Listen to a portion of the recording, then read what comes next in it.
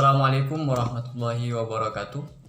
Perkenalkan, nama saya Mursyid, jurusan Hukum Keluarga Islam semester 7. Kali ini kami akan menjelaskan tentang pra-peradilan dalam kasus upaya paksa. Kami di sini beranggotakan 6 orang. Saya sendiri, kemudian Ihsan Mahdi, Budi Azhari, Dedi Setiawan, Wenda Ramadan, dan Husni. Untuk yang pertama, saya akan menjelaskan tentang pengertian apa itu upaya paksa. Pada dasarnya upaya paksa itu merupakan tindakan yang sah-sah saja dilakukan oleh seorang penyidik, namun dengan ketentuan-ketentuan yang telah ditetapkan oleh undang-undang. Misalkan, upaya paksa sendiri adalah serangkaian tindakan penyidik untuk melaksanakan penyidikan, yaitu dalam hal penangkapan, penahanan, penggeledahan, penyitaan, dan pemeriksaan surat. Namun, apabila tindakan seorang penyidik itu tidak sesuai dengan ketetapan yang telah dilakukan, maka seseorang yang diduga telah melakukan tindak pidana boleh atau menjadi haknya melakukan pembelaan dengan mengajukan pra-peradilan sebelum pengadilan dimulai. Misalkan dalam penangkapan, syarat-syarat penangkapan itu penyidik harus menunjukkan surat tugas misalkan. Apabila seorang penyidik dalam menangkap seseorang tidak menunjukkan surat tugas, maka hal itu boleh dipermasalahkan ketika pra-peradilan.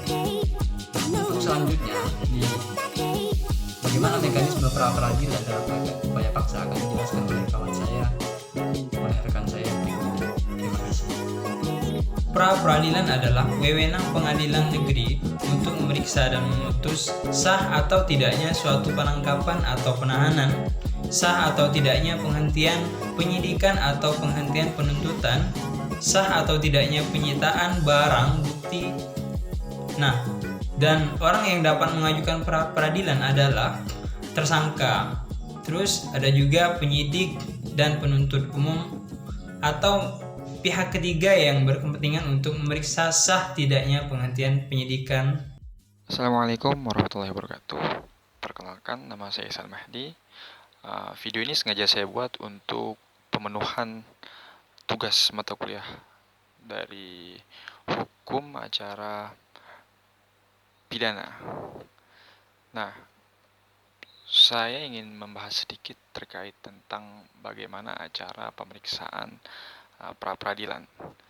Nah, kita ketahui sendiri pra-peradilan ini adalah suatu proses di mana sebuah perkara diperiksa atau kemudian diputuskan oleh hakim untuk melihat sah atau tidaknya suatu penangkapan, kemudian sah atau tidaknya suatu penghentian penyidikan, kemudian permintaan ganti kerugian atau rehabilitasi oleh tersangka. Nah, demikian yang telah dijelaskan oleh rekan-rekan saya terkait pra-peradilan. Nah, kita masuk ke bagaimana sih proses acara pemeriksaan pra-peradilan ini. Nah, proses acara pemeriksaannya itu dijelaskan di dalam pasal 82 ayat 1 Kitab Undang-Undang Hukum Acara Pidana. Kurang lebih ada 5 poin yang menjelaskan tentang sistem bagaimana proses acara pemeriksaan pra-peradilan. Nah, yang pertama, dalam waktu 3 hari setelah diterimanya permintaan, hakim yang ditunjuk untuk menetapkan hari sidang. Nah, setelah dimasukkan perkara pra-peradilan itu, kemudian hakim dalam waktu 3 hari menetapkan hari sidangnya. Nah, kemudian yang kedua, dalam memeriksa dan memutus tentang sah atau tidaknya sebuah penangkapan atau penahanan, nah hakim ini mendengar keterangan dari baik tersangka atau pemohon maupun pejabat yang berwenang. Nah, jadi terkait sah atau tidaknya sebuah penangkapan atau penahanan ini, penghentian penyidikan atau penuntutan, kemudian permintaan ganti rugi atau rehabilitasi akibat tidak sahnya penangkapan atau penahanan itu adalah hakim mendengar keterangan dari pihak tersangka, pemohon atau pejabat yang berwenang.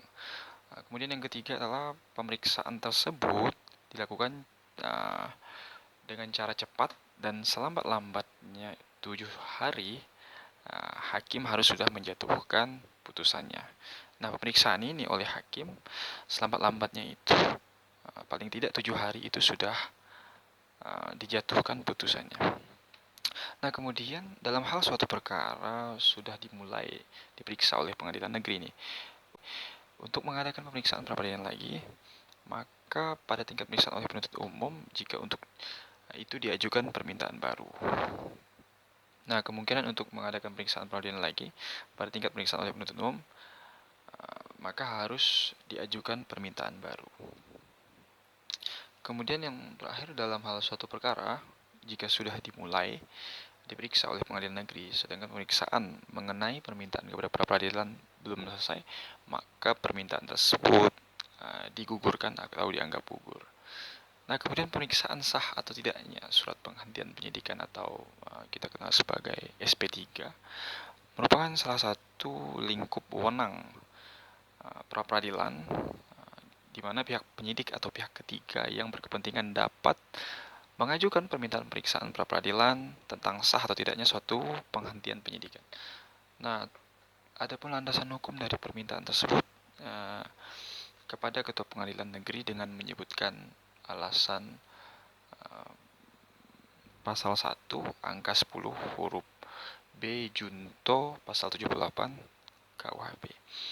Nah, demikian sedikit penjelasan dari saya tentang terkait acara pemeriksaan. Mudah-mudahan dapat bermanfaat bagi kita semua. Allahumma waffiq ila aqwamit thoriq. Assalamualaikum warahmatullahi wabarakatuh.